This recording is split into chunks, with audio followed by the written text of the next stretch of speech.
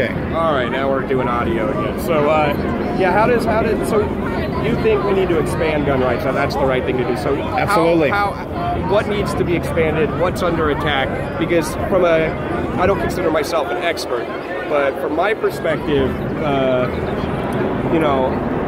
the only thing that's happened recently is like the Justice Department just recently banned bump stocks, which is useless. Yeah, and the CDC can now investigate the causes of gun violence.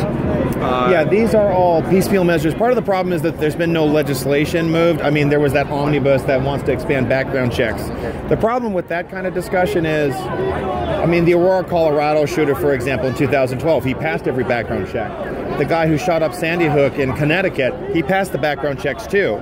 We still have bad people who become deranged or who are able to cheat the system and still get these firearms and do just untold harm. We need more good men and women who are able to exercise their Second Amendment rights. So we need to get rid of gun-free zones. Right now, public schools are sitting ducks for violence. We need to allow people to carry a firearm, whether open or concealed, near a school and be able to discharge the firearm. Right now, in some states, you can concealed carry at a school, but then you can't fire the firearm. That is ridiculous. That needs to change. We need to make it easier for people to get permits. I would like to see constitutional carry, just like what's going on in the state of Vermont. Incidentally enough, one of the most left-leaning states has some of the most liberal, in the true sense, gun laws. Everybody should be able to get a firearm as long as they're of age and they're of sound mind. What would you say to people who point to like Connecticut and the example of them passing the legislation that they did and then seeing a dip in violence following that? What's really happening in Connecticut is there's a mass exodus of residents leaving the state. What you're seeing is just a general population decline. Also, a similar argument was made about California when they passed some of the strictest gun laws. The truth is that gun crimes have been going down across the country. That is a spurious correlation. Honestly, we're seeing gun crimes go up. We're also seeing thefts going up too. And so these some of these arguments are not very strong. They don't support the growing gun restrictions. They don't corroborate that.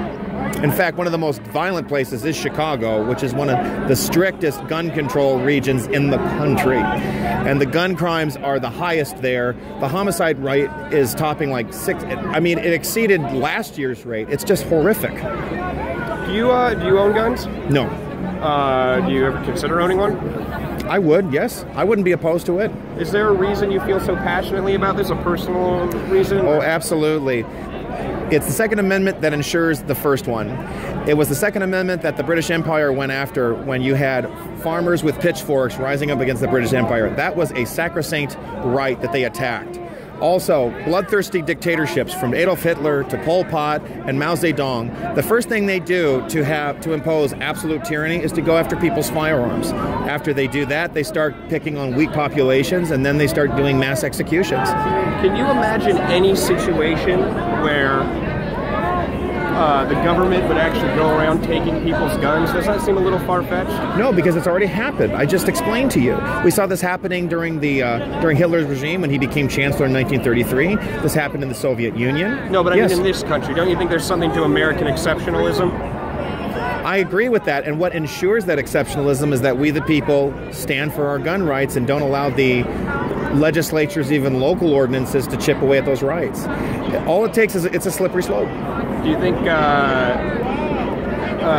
Obama was bad for gun rights? Oh, absolutely. He was terrible. This is a guy who kept demonizing firearms. I mean, when he was running for president in 2008, he shamed gun owners and said that people get bitter and they cling to their guns and their Bibles. This arrogant, elitist disdain was apparent from this guy even before he was elected in 2008. You don't think that's ever the case? I'm sorry? That people do cling to certain people cling to some ideologies, and sometimes that ideology is guns or religion. He painted an entire group. He painted an entire group of rural and middle-income voters in a lot of flyover states, by the way, as these patently simple-minded, uneducated bigots, essentially. And that's wrong. That's just not true.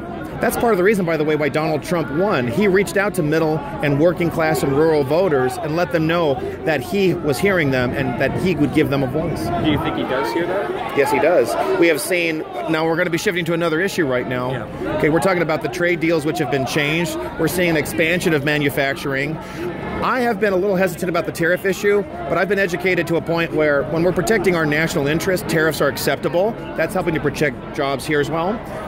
As far as the Second Amendment is concerned, for the most part, he has dedicated himself to protecting the Second Amendment. He has a strong record with the NRA. The bump stocks direction I don't agree with. That's something I'm a little unhappy about.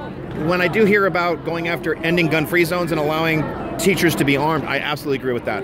Doesn't it disappoint you? Like, I mean, if someone who had some hope that he would kind of come in and shake things up in a legitimate way, and then to see him pack his cabinet with like the same kind of Wall Street folks and like these career politicians. Well, it's what about John Bolton, this absolute war hawk? Like, so let me speak to the capitalism or the Wall Street issues. Okay, we have men, Steve Bannon, as much as we may not like, and he's been discredited more or less, you have a wealthy man who cared about populist issues. Just being wealthy doesn't make you an elitist, arrogant person that doesn't care about working people. Donald Trump actually understood what his own workers went through. He even pretended to be one in his own company. He did that for a reality TV show on CBS. Gary Cohn is now gone. McMaster is also gone. These were Wall Street globalists. They're leaving. John Bolton, let me finish. Now, John Bolton, by the way, this is a guy who said we need to take away at least 10 floors of the UN. I am totally in favor of that. And by the way, he is the advisor. It's the president who makes decisions. And he gets to decide the course of our foreign affairs. And I've seen the president take a measured approach to what's going on in Afghanistan. I want to see our troops gone, but I see a more reduced and reserved effort. By the way, it is our president who stood with the Iranian people. Women are taking off those oppressive hijabs. They're standing against a corrupt tyrannical theocracy. Our president's doing that. All right. Well, I appreciate your perspective on that. Absolutely. Is there a point where you would your support for the president would wane? Like, what are some things that could happen? Like, I have no problem being on record about this. I was really unhappy with the omnibus. It was the swamp with the capital S.